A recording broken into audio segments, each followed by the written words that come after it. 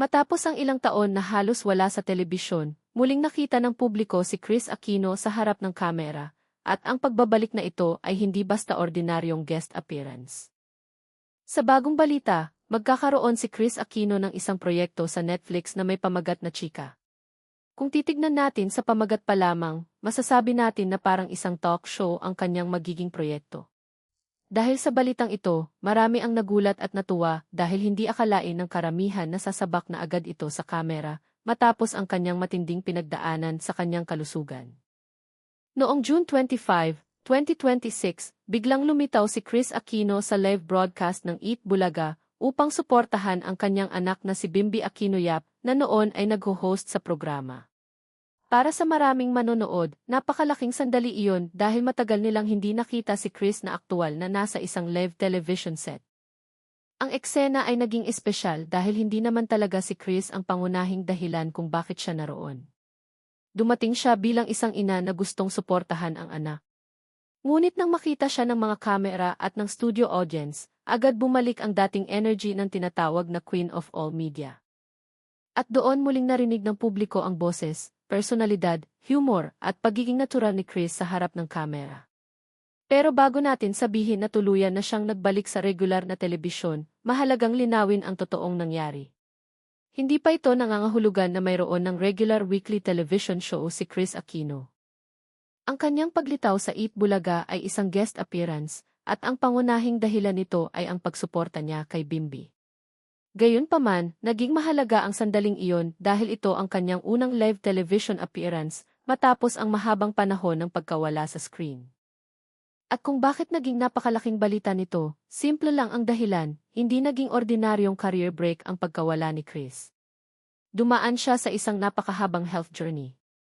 Sa mga nakaraang taon, kinailangan niyang unahin ang kanyang gamutan kaysa sa showbiz. Matagal siyang nanatili sa Estados Unidos para sa medical treatment bago tuluyang nakabalik sa Pilipinas noong September 2024. Noong mga panahong iyon, maraming pagkakataon na mismo si Kris ang nagsasabi na hindi pa siya handang bumalik sa trabaho. Kahit may mga plano para sa television projects at iba pang appearances, kailangan niyang unahin ang kanyang katawan at ang mga treatment na ginagawa niya. Kaya ang bawat pagkakataon na nakikita siyang masigla, nakangiti at nakikipag-usap sa publiko ay nagiging malaking bagay para sa kanyang mga taga-suporta. Noong February 2025, nagkaroon din siya ng isang bihirang public appearance sa People Asia's People of the Year event. Dumalo siya, kasama si Bimby at sinabi niyang hindi pa siya fit para magtrabaho at patuloy pa siyang sumasailalim sa treatment. Ibig sabihin, kahit gustong-gusto na niyang bumalik, hindi basta-basta maaaring pilitin ang katawan niya. At dito nagiging mas malinaw kung bakit espesyal ang nangyari nitong 2026. Unti-unti, bumalik ang presensya ni Kris sa publiko. Noong February 2026, nagbigay siya ng mga pahiwatig tungkol sa posibilidad ng pagbabalik niya sa public life. Binanggit niya ang ideya ng once-a-week sit-down interviews at mga content tungkol sa pagkain at iba pang personal na interes niya.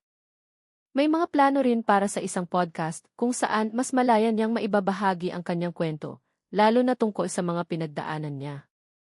At pagkatapos nito, dumating ang malaking sorpresa sa Eat Bulaga. Nang lumitaw si Kris sa programa, hindi lamang ang kanyang mga tagahanga ang natuwa.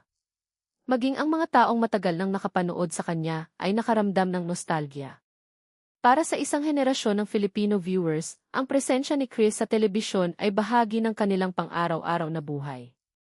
Matagal siyang naging isa sa mga pinakakilalang television personalities sa bansa. Nakilala siya sa kanyang mga talk show, game shows, interviews, endorsements, pelikula at iba't ibang television appearances. Ang kanyang paraan ng pakikipag-usap ay kakaiba dahil hindi siya natatakot magtanong, mag-react, tumawa, magbiro at minsan ay maging brutally honest sa harap ng kamera. Kaya nang bumalik ang boses niya sa live television, maraming viewers ang nakaramdam na parang bumalik ang isang pamilyar na bahagi ng kanilang nakaraan. Pero higit pa sa nostalgia, may isa pang dahilan kung bakit naging makahulugan ang kanyang appearance. Makikita sa kilos ni Kris na hindi niya kailangang patunayan na kaya pa niyang maging dating Kris Aquino agad. Hindi niya kailangang mag-host ng isang buong programa. Hindi niya kailangang magtrabaho ng ilang oras sa isang studio. Hindi niya kailangang magpakitang gilas. dumating siya bilang isang ina. At marahil iyon ang isa sa pinakamahalagang bahagi ng kanyang pagbabalik. Isang simpleng pagpunta sa set ng programa ang naging simbolo na unti-unti na siyang muling nakakabalik sa mundong matagal niyang iniwan. Kasama rito ang pagbabago sa paraan kung paano tinitingnan ng publiko ang kanyang comeback. Noong nakaraan, kapag pinag-uusapan ang pagbabalik ni Chris, ang tanong ay kung anong network ang kukuha sa kanya, anong programa ang gagawin niya at kailan ito mapapanood. Ngayon, iba na ang sitwasyon. Mas mahalaga kung ano ang kaya ng kanyang katawan. Mas mahalaga kung gaano kadalas siya maaaring magtrabaho. Mas mahalaga kung paano niya mapapanatili ang kanyang kalusugan habang unti-unting bumabalik sa entertainment. At iyon mismo ang dahilan kung bakit hindi dapat madaliin ang kanyang pagbabalik. May mga pagkakataon nang muntik na siyang magkaroon ng television comeback, ngunit hindi ito natuloy. Noong 2020, nakatakda sanang magkaroon si Chris ng programa sa TV5, ngunit nakansela ang proyekto bago pa ito tuluyang mapalabas. Kaya hindi nakapagtataka kung magiging maingat ang publiko sa bawat bagong balita tungkol sa kanyang karir. Mas maraming fans ngayon ang nagsasabing kahit maliit na appearance lang, sapat na iyon basta hindi niya isinasakripisyo ang kanyang kalusugan. At ito ang mahalagang punto sa kanyang kasalukuyang comeback. Hindi na ito tungkol sa pagbabalik para patunayan na siya pa rin ang pinakamalaking host. Tungkol ito sa pagbabalik dahil muli niyang nararamdaman na kayanan niyang makipag-ugnayan sa kanyang audience. Sa mga nakaraang buwan, nagkaroon din siya ng mga update tungkol sa kanyang health at rehabilitation. Noong June 2026, ibinahagi niya ang tungkol sa patuloy na pakikipaglaban niya sa rheumatoid arthritis at kung paano naging malaking inspirasyon ang kanyang mga anak na sina Josh at Bimby sa pagpapatuloy ng kanyang treatment. Kaya nang makita siyang nakangiti sa television set, hindi lamang entertainment ang nakita ng mga tao. Para sa maraming supporters, nakita nila ang isang taong ilang taon ding dumaan sa napakahirap na yugto at ngayon ay muling nakakahanap ng lakas upang humarap sa publiko. Hindi naman biglang nawala ang personalidad ni Chris habang wala siya sa telebisyon. Kahit hindi siya regular na napapanood, patuloy siyang nagbibigay ng updates sa kanyang social media accounts. Paminsan-minsan, nagbabahagi siya ng mga personal na kwento, opinyon, memories at mga bagay na mahalaga sa kanya. Ibig sabihin, hindi talaga nawala ang koneksyon niya sa kanyang audience. Nabawasan lamang ang kanyang physical presence sa mainstream television. At nang bumalik siya sa live TV, mabilis na bumalik ang atensyon ng publiko. Maraming fans ang natuwa dahil nakita nilang mas malakas at masigla siyang kumpara sa mga panahong mas malala ang kanyang health struggles. Pero may dahilan din para maging maingat. Hindi nangangahulugan ang isang successful appearance na tuluyan nang natapos ang kanyang medical journey. Hindi rin ibig sabihin na fully recovered na siya.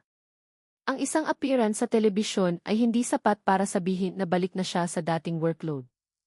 At mismong mga nakaraang update niya ang nagpapakita kung gaano kahalaga sa kanya ang patuloy na paggamot. Kaya kung may isang bagay na malinaw sa ngayon, iyon ay ang unti-unting pagbabalik. Hindi isang malaking hakbang, hindi isang overnight comeback, kundi isang hakbang pagkatapos ng isa pa. At sa puntong ito, mukhang iyon ang mas ligtas at mas makatotohanang paraan para kay Chris. Ang susunod na kabanata ng Queen of All Media ay maaaring ibang-iba sa nakasanayan natin. Pero kung ang unang hakbang ay ang makita siyang muli sa live television, nakangiti, nakikipag-usap at kasama ang kanyang anak, sapat na iyon para sabihin ng kanyang mga tagahanga, "Welcome back, Chris Aquino."